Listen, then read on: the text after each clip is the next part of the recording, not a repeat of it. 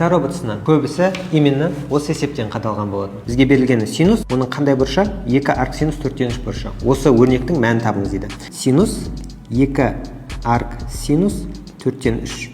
Бұл жерде арксинус 4-3 деген өрнекті альфа деп аламыз. Альфа деген бұрыш. Демек бізге не табу керек? Бізге синус 2 альфаны табу керек.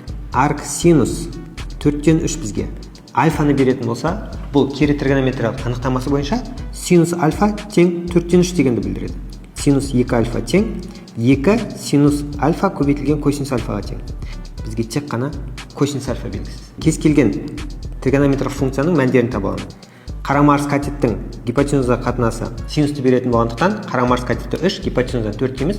Пифагор теоремасымен 4-тің квадраты мен 3-тің квадратының айырмасы бізге 7-ні береді. Демек, екінші катет түбірас 7, косинус альфаның мәні түбірас 7 бөлінген 4.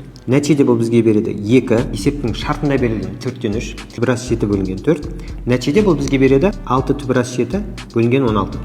6 мен 16 қысқарады, 3 түбірас 7 бөлінген 8 немесе В нұсқасы пайда болады.